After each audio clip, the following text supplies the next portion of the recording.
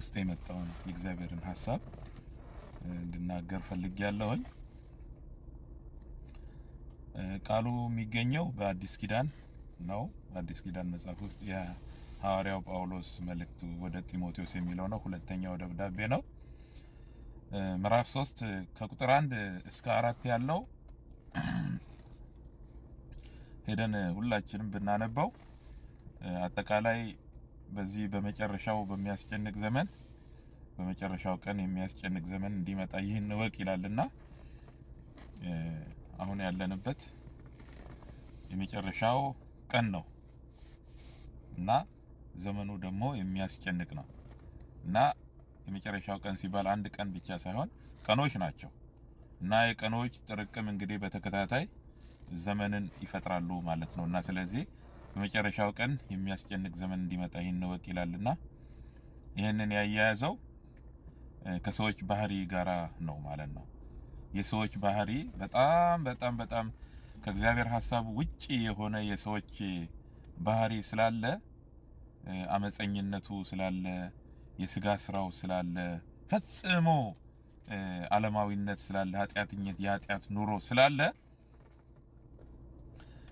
ከዚህ የተነሳ አስጨናቂ ነው ይለዋል ማለት ነው። ይህ ዘመን አስጨናቂ ዘመን እንዲመጣ ይህን ወቅ ሲል በመጀመሪያ አስጨናቂነቱ እኛን ያስጨንቃል፣ እኛ ክርስቲያኖችን ያስጨንቃል። ምክንያቱም አመፀኝነት ኃጢአት ያልዳነ ሰው በስቶ በአመጽ ሲመላለስ ስናይ ቀላል አይደለም። ውጤቱ ምን እንደሆነ ስለምናቅ ያስጨንቀናል፣ እናስባለን ማለት ነው። እና እኛ የምናስበው ቤተክርስቲያን የምታስበው ከህይወት አንፃር ነው የምታስበው። የሚያስጨንቃትም ከህይወት አንፃር ነው። ሰዎች እየጠፉ ስለሆነ ነው በሁኔታቸው ማለት ነው። ሳይድኑ ከኃጢአት ሳይድኑ በመቅረታቸው ያስጨንቃል። ሰው እየጠፋ ሰው ወደ ገሃነም እሳት ሲሄድ እንዴት አያስጨንቅም? ለቤተክርስቲያን ያስጨንቃል። ስለዚህ እኛም እንጨነቃለን። አህዛቦችም ደግሞ ሰው ሁሉ ይጨነቃል ባለው ሁኔታ ማለት ነው። ምክንያቱም ያለው ሁኔታ ጭካኔ ነው፣ ትዕቢት ነው፣ አንዱ በሌላው ላይ የሚታበይበት ነው፣ አንዱ በሌላው ላይ የሚጨክንበት ነው። ስለዚህ እሰይ የሚያሰኝ አይደለም ለየትኛውም ሰው ቢሆን አማኝም ሆነ አማኝ ያልሆነ እሰይ የሚያሰኝ ነገር አይደለም ማለት ነው። እና ልዩነቱ የኛ ከዘላለም አንፃር ነው በዋናነት ሰዎች ወዴት እንደሚሄዱ እንጂማ እኛ በዓለም እንደምንኖር ጌታ ተናግሯል። በዓለም ሲኖሩ እንድትጠብቃቸው እንጂ ከዓለም እንድታወጣቸው አልልም ብሏል። ከዓለም አይደለንም፣ ግን በዓለም ውስጥ እንኖራለን። እነዚህን ነገሮች ሁሉ እናያለን ማለት ነው። ስለዚህ ጢሞቴዎስም ታያለህ እያለው ነው። እንዲመጣ እወቅ፣ የሚያስጨንቅ ዘመን እንዲመጣ እወቅ ይለዋል ማለት ነው። ስለዚህ እናያለን ማለት ነው። ግን ሰውን ሁሉ ያስጨንቃል። ሌላው የሚጨነቀው እርስ በርሱ አንዱ ሌላውን ሲጎዳ እንደዚህ አይነት ሌላውን ሲያታልል በሚያይበት ጊዜ ሰው ይጨነቃል ማለት ነው። በተለይ አቅም የሌለው ይጨነቃል። አቅም የሌለው ይጨነቃል። ጉልበተኛው ያስጨንቀዋል ማለት ነው።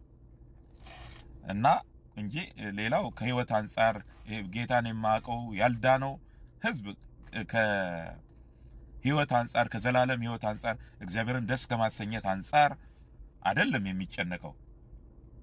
እግዚአብሔርን ደስ ከማሰኘት አንፃር ከዘላለም ህይወት አንፃር እያየ የሚጨነቀው የዳነ የገባው በእውነት የዳነ እሱ ብቻ ነው ማለት ነው። ስለዚህ ይሄ ዘመን የሚያስጨንቅ ነው ይላልና ከቁጥር 1 እስከ 4 ያለውን የሰውን ሁኔታ ስንመለከት በጣም አስጨናቂ ሁኔታ ነው የምናየው ማለት ነው። በተግባርም እያየን ነው ያለነው። ከዚህ በፊትም እየታየ ነበረ። ወደፊትም ደግሞ ጌታ እስኪመጣ ድረስ ይሄው ነገር ይቀጥላል ማለት ነው። አይ የሚያስጨንቅ ዘመን አይመጣም ከዚህ በኋላ እያሉ የሚተነብዩ ካሉ እሱን ሶርሳቸው ሌላ እንደሆነ እናውቃለን፣ ከጌታ አይደለም። ምክንያቱም የነሱ ትንቢት ከእግዚአብሔር ቃል አይበልጥም።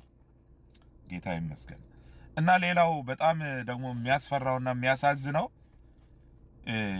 በተለይ እናመልካለን ጌታን እያሉ ሰዎች ይሄ ሁሉ የስጋ ስራ፣ ይሄ ሁሉ ጭካኔ፣ ይሄው ሐሜቱ፣ መገዳደሉ፣ እርቅን መጥላቱ ብዙ ቁጥር 1 በዚህ በሁለተኛ ጢሞቴዎስ ምዕራፍ 3 ከቁጥር 1 እስከ 4 ያለውን ስትመለከቱ ያ ሁሉ የሥጋ ሥራ የሰፈረባቸው አማኞች ነን የሚሉ ጴንጤዎች ነን የሚሉ የጌታ ደቀ መዛሙርት ነን የሚሉ ክርስቲያኖች ነን የሚሉ ስፍር ቁጥር የላቸውም።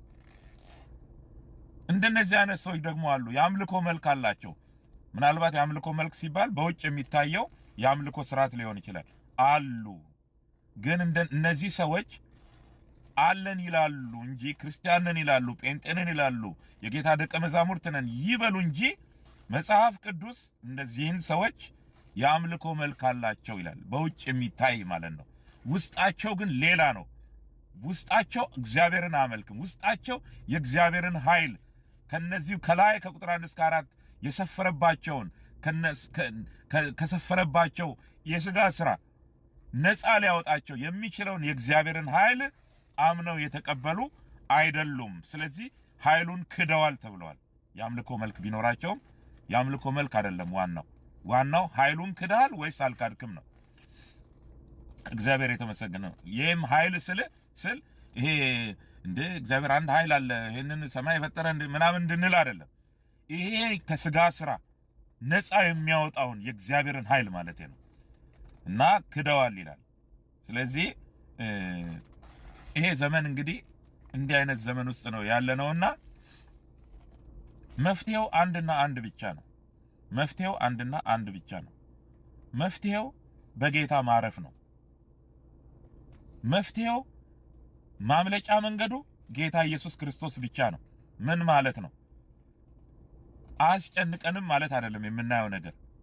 እኛን ግን እጅ አንሰጥም፣ ለዛ ለሚያስጨንቀው ነገር እጅ አንሰጥም ማለት ነው። እኛ እዛ ውስጥ እጃችንን አስገብተን እኛም አንድ ላይ አናቦካም ማለት ነው። ኃጢአትን አመፅን አናቦካም ማለት ነው። በጌታ ስናርፍ ማለት ነው። እናያለን፣ በሌላው የምናየው ግን ያስጨንቀናል። ይሄው ነው። እግዚአብሔር አምላክ የተመሰገነ ይሁን። ስለዚህ ያለንበትን ዘመን እናውቃለን ወይ?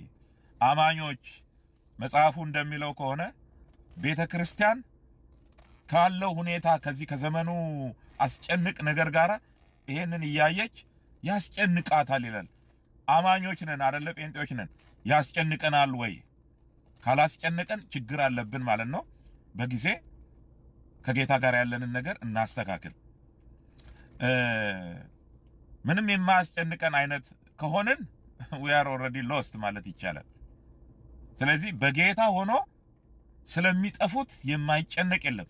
አመፅ ሲበዛ፣ ኃጢአት ሲበዛ የማያስጨንቀው አማኝ የዳነ እውነተኛ ሰው የለም። ስለዚህ እኛ እንዴት ነው የምንኖረው? ኦልሬዲ እዛ ውስጥ ገብተን እያቦካን ከሆነ ኦልሬዲ ተቀላቅለናል። ምንም ማድረግ አይቻልም። ስለዚህ ማምለጥ አለብን። በጌታንን የምንል በጌታ ለመሆናችን ብዙ መመዘኛ አለ። ስለዚህ መመዘኛው እግዚአብሔር ቃል ነው። በጌታ ቃል ራሳችንን እንመልከት ለማለት ፈልጌ ነው።